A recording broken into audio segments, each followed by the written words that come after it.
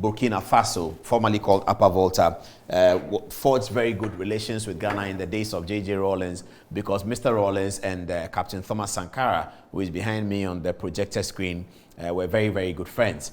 Thomas Sankara was also admired by many Ghanaians, cast in the mold of Che Guevara, or maybe a Colonel Gaddafi in the early days, or if you like, a Fidel or Raul Castro. Thomas Sankara was agile on Africa's independent development. He used words like neocolonialism and all of that.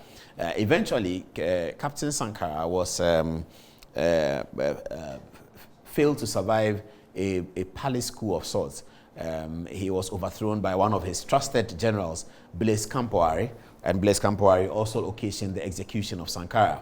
A few weeks ago, a court in Burkina Faso had found Blaise Compaoré responsible for the murder of Thomas Sankara and sentenced him in absentia. Blaise Compaoré was not living in the country at the time. He was probably living in Côte d'Ivoire, which is believed that he was living in Côte d'Ivoire. And the coup leader continued affairs in Burkina Faso, had a bit of tussle with ECOWAS. When Nana Addo Dankwa Akufo-Addo, president of Ghana, was the ECOWAS leader, he had a bit of tussle with ECOWAS. Eventually, he and ECOWAS agreed on a certain timetable towards the return to constitutional rule. But just at the weekend, before the weekend started on Friday, that coup leader who was negotiating with ECOWAS had been overthrown. A new leader had showed up. BBC had done some work on him. And in his first press conference, he began by apologizing to the audience that most of the audience are older than him, but that he had to do what he had to do. He was not happy with it, but he had to do it for a certain reason. Let me now turn to Alhassan Bello to give us the details of it. Why do you have Sankara's photograph here? Thomas Sankara remained a ghost that never faded off behind the regime of Blaise Compaoré. And he categorically stated that whilst revolutionary as an individual can be murdered, you cannot kill an idea. You cannot kill ideas. So he refused to die, sort of. And then, as usual, ECOWAS and AU will come out with a statement of condemnation. After the coup? Yeah. So what were the elements before? What was the situation before the coup? So we are looking at three different perspectives. One, we need to look at the remote historic background of the coup, the division within the military itself that orchestrated this coup. And the secondly, we need to look at the, what do you call it, the security situation that was used. And then thirdly, we need to look at the geopolitical contest between France and Ivory Coast on one hand, and then Russia on the other side. France, Ivory Coast on the same side. Yeah. In a sort of influencing Burkina's politics. Yeah. France, Côte d'Ivoire, one side. And Russia and who? Russia on the other side. Russia on the other other remember side. the policy of Franc-Afrique in West Africa is centered around the person of Houphouët-Boigny.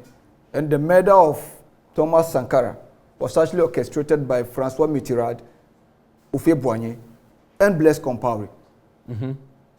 Was it an ideological war? Was Sankara looking like an East Ender in terms of political East? Sankara was non-aligned, but ideologically he was a Marxist, perhaps one of the most extreme Marxist leaders to have ever emerged on the African continent. And because of his young age, he was also very influential to the youth. And then France was afraid of this precedent that if one state is able to break away from the whole concept of Franc-Afrique, begin to create a wildfire. But Sankara wasn't actually anti-French. He was seeking to realign the relationship from to more quid pro quo. From a beggar boss status to partnership. Yeah, more like those exploitative ones that we have today. So this is the AU statement, Addis Ababa, and strong support. Okay, no, let's get back to wrap up. So the situation before the coup was what? Who was the leader? Who was the threat? So then what was the politics going? That takes us back to 1987. So back to 87. 87. Who is this here? Blaise Compaoré? This is Blaise Compaoré. Okay. What was his role in Sankara's administration? I think he was National Security Advisor of sorts. Yeah, but then he was in charge of the security. But then there was this deputy who was also killed alongside Sankara. Okay. Captain Moussa Diallo. Moussa Diallo. Yeah, he was the deputy of Sankara. Okay. They were killed together by, what do you call it, by Blaise Compaoré. But you know, as they say, dead men don't talk. But Sankara refused to die. And then one of the things that made him very popular, Sankara was not just popular within the military. He was equally popular across the nation. You know, he changed the name of the country too, from Upper Volta to Burkina Faso. Yeah. And in changing the name, Burkina Faso literally means land of the upright people. So he didn't just give them an identity. He sought to give them a sense of purpose and a sense of pride. So throughout the reign of Blaise Compaoré, there's been this desire by the people to know what happened to, what do you call Sankara. it? Sankara. Is the court situation not satisfactorily ending that? But we'll get to that. The court closed the case, but then one thing he said is that a soldier without political training is only a potential criminal. This is Sankara speaking? This is Sankara speaking. You know, he's from a military background. Yeah, of course. But then this statement is one thing I'm sure Captain Ibrahim Traore, the current coup plotter, might have been accustomed to.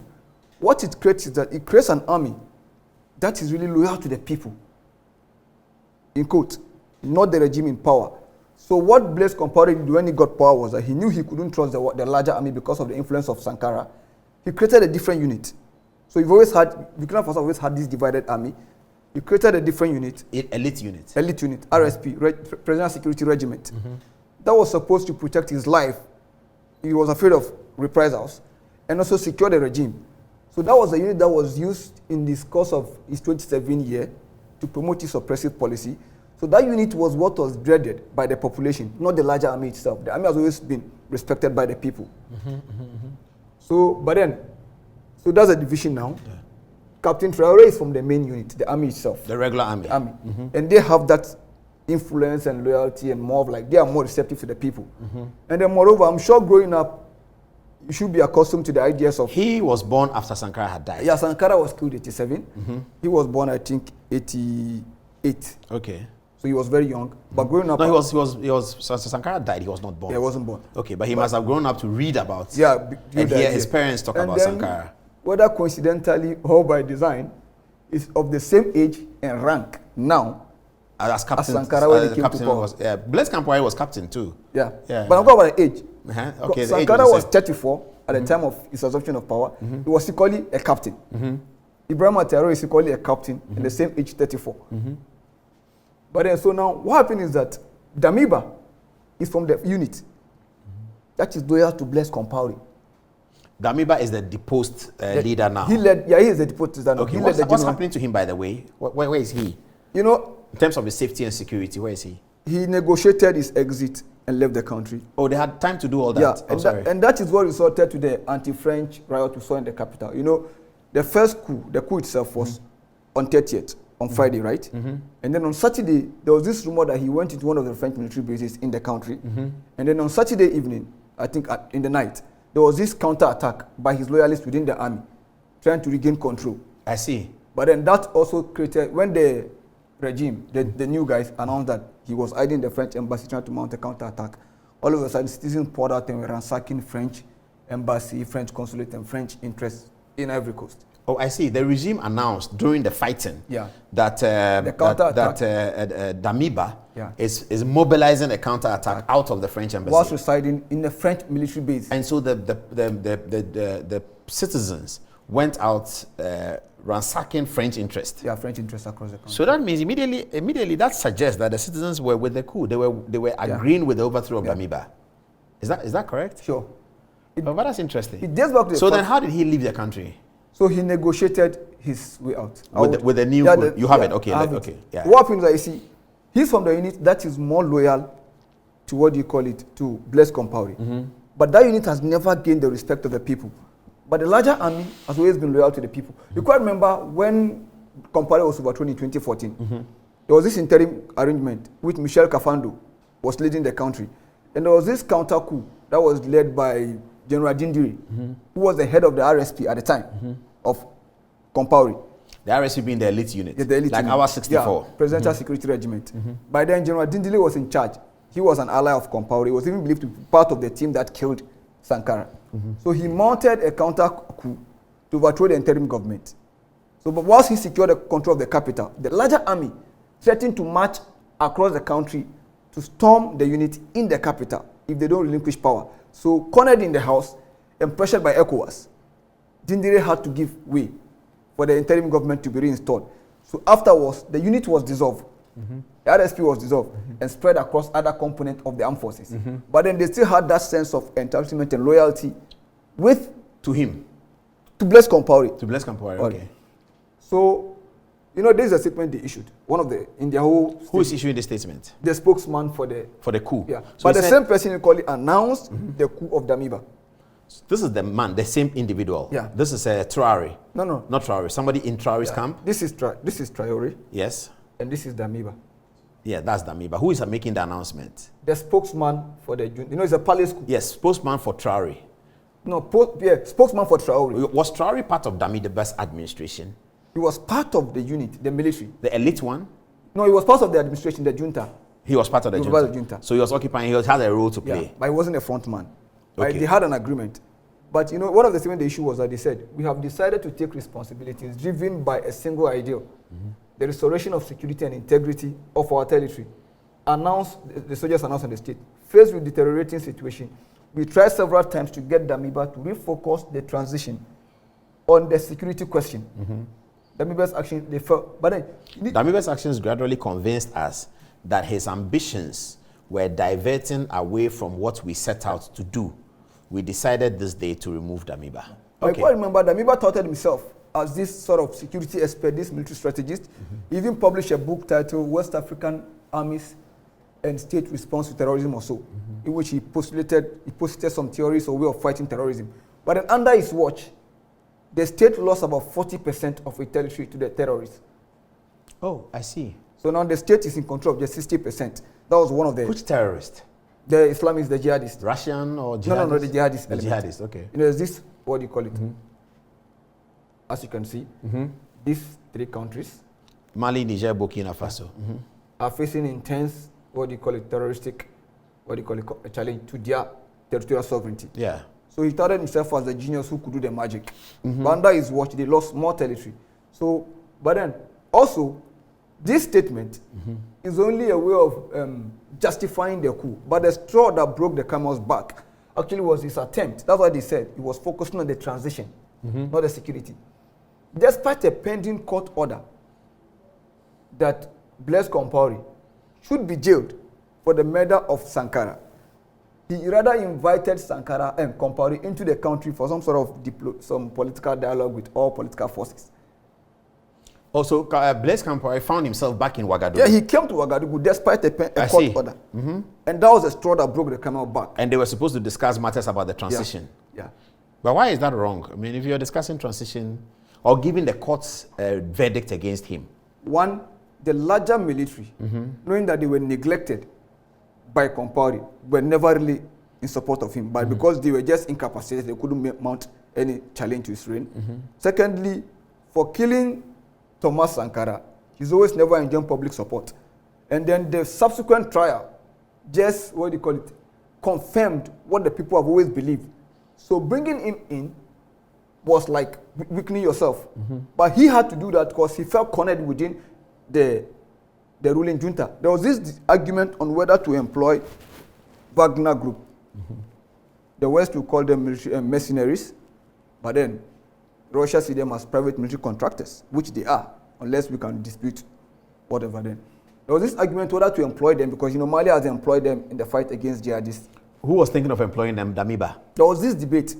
Among the junta? Among the junta. Whether they should employ the Wagner group to secure their territory. Yeah, to give them assistance in areas that they can. But that's undermining the sovereignty of Burkina Faso, isn't it? But if a whole Burkina Faso as an army can ask bandits to come and perform banditry. No, not bandits. They are bandits. What are they? They are private military contractors. Yeah, that's banditry. And it's a trend across the world. Even US in Iraq. I'm not saying it's good or it's bad, but it's banditry. No. There are sometimes it's... They only work in failed states. They cannot work in any proper states. But US used Blackwater Security Company in Iraq, which is US... But that's Iraq. It's a failed state. No, but it was US, not Iraq, using Blackwater. Yes, but if US goes to Iraq to intervene, they can hire bandits to take territory for them. But this is Burkina Faso in our own country, like Ghana. We have our own country. We have insurgents from west, north, south, east. And then our chief of defense staff is discussing with the cabinet whether we should hire Wagner Group to come and secure Ghanaian territory for the Ghanaian armed forces. That's a failed state. No, it depends. If they got to that conversation, that's it depends on the political calculation. Sometimes it's better to use them than to use regular forces. It may be better, but you get to the point where you call it better when you're a failed state. It exposes the limitation of your capability sometimes. Yes, of the military. Of the military. Yes, very much. But then, it depends on the interest. There are times when it's better to use them because they are expendable and the body bags don't rise and the political pressure don't mount. But you don't do that in your own country. You can. well, that means your state is failed. If we are going to Liberia to take territory and we get involved in an ECOWAS battle or ECOMOG, something like that, and we feel that, look, for us to save our people, let's give GNS Sebo, which is our military ship, to the bandits. Yeah. That's all they need. And we'll give them some planes and they'll deal with this thing for us. And after that, we're expendable, yes. But if you need them to protect your territory for you, that one you are getting to a very serious situation. We need to look at it. Because if Burkina does that, bring in Wagner Group to secure their territory for them, no one here is safe from the hands of the Wagner Group. So, and if Ghana becomes aware that there is a bandit group called Wagner working like ISIS or Al-Qaeda, all of them. They are private military contractors. Yeah, what about they are military private? Any private military situation is dangerous. It's just like the UN. Military should not be private. No, but I know it's just like UN peacekeepers. Even when they come to your country. UN peacekeepers are not private. Even when UN peacekeepers come to your country, they have modus operandi. Yes. They liaise with the government. Yes. Likewise, when they come, the Wagner Group. Yeah. Who UN security, UN peacekeepers, you can identify them. You know their leader. You know the mandate that brought them to the country. What takes Wagner Group around the world? No mandate. They just show up. They have weapons. And they are stronger than some armies. No, I think under the Geneva Convention, I can't remember the exact provision, but there are provisions that make room for the use of quote and unquote. Yeah, but that's what I'm saying. It cannot be in your own country. No, if you are in a battle but somewhere. You see, the problem with the whole fight against insurgency in West Africa is that we are facing an extraterritorial, what they call it, challenge, but we are confronting it on the basis of sovereignty. The terrorists don't respect borders. Yeah, so we need to have enough military strength to crush them. We need to have this kind of arrangement that allows one side to aid the other in terms of cross-border, what do you call it? But you see, you want to introduce that to West Africa? Well, they exist in some part, but they're just not effective. For example, But Nigeria did not need that to deal with the Boko Haram threat. The Nigerian military dealt with the Boko Haram threat. No, I'm saying that. You see, in the if you what do you call it, mercenaries were employed in the earlier days under Jonathan. It took a while for the Nigerian army to retool and fight. But I'm saying Buhari didn't employ any. No, he did. But Jonathan But Jonathan did. That may be why Jonathan lost the elections. Because Nigerians may have been concerned. That what are you doing? You are bringing in private military to do what? One of the reasons for his loss was that people felt that when he wanted to win the election after postponing the election from February to March 28, within that short space of time, he was able to use the army, marshal all the resources needed to clear Boko Haram out of some territories they've been in control of for years. For years. So they're like, if you could do this now, why couldn't you do it before? So that was one of the reasons why he lost. But he felt that securing that success will have aided him. What I'm saying is that even within the Lake Chad region, we have what we call this multinational joint task force that was supposed to have the mandate to go across the borders of the Lake Chad basin countries without recourse to sovereignty. But even with that, there is this gap within its efficiency. I don't know if it's because of the language barrier, Nigeria being Anglophone and the other side being Francophone, except Cameroon, which is both bilingual. But what I'm saying is that we are dealing with an extraterritorial challenge, but we are still responding to it on the basis of sovereignty. We'll come back. Let's not digress. Let's get back to Blaise Compaoré's involvement with the transition process, which you said may have infuriated part of the junta, for which reason we have this coup. So Compaoré came in and went out? Compaoré was invited by Damiba, but I think it was also sort of he being cornered. He felt that he's lost the argument within the unit, and they felt that inviting Compaoré was a way of strengthening his hand as against them. Okay. You know, the army was always divided between the main army, the larger army, which existed to carry out its constitutional duty of protecting the territorial integrity of the country, and the RSP, which was created by Compaoré to secure his life. It's always a problem when they do that. I mean, it happened to Kwame Nkrumah as well. That is what Osagyefo's own guard, General Bauer's command. Yeah.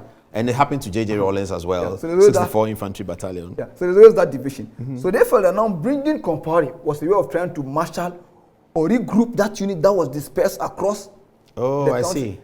See. So the fear was real and genuine. Yeah, real and genuine. That was on the domestic side. But that means Damiba was outnumbered in terms of the idea in his own cabinet. Yeah, in terms of support. He was outnumbered. Yeah. So this was an attempt to strengthen his hand. Oh, I see. But how will that strengthen his hand? If Blaise is coming, so that because somehow the transition produces Blaise as the next leader. No. Was that a plan? We were able to use Blaise Compaoré to gather the support of the RSP members that were dispersed across the country. Yes, but Blaise is not in charge. He is. He is in charge. So how was he going to do that? Blaise has always enjoyed the loyalty of that unit. And with the dissolution of the unit, they lost some of their privileges. Yeah, so bringing Blaise to the table, how is that going to put the unit together? Because the decision to put the unit together is the junta's decision. Blaise is not part of the junta. He might not be able to impose what he called direct order to unify them. But knowing their loyalty to Blaise Compaoré, a mere statement of support by Blaise Compaoré could have. Okay. So you don't think the transition was trying to reproduce Blaise as president? No, you don't think they've had that conversation? No. You don't think Côte d'Ivoire must have been interested in that? France must have been interested in that? That is at the geopolitical angle. Yes. But what they're trying to do is that, having been sentenced to death, he feels threatened. But this is a way of trying to, if the dialogue had gone on. Okay, so he also was fighting from a position of defense. Yeah. He was looking for a way in which the transition will water down that conviction. That conviction, trying to restore his image. Yeah, so that makes sense. Pro quo.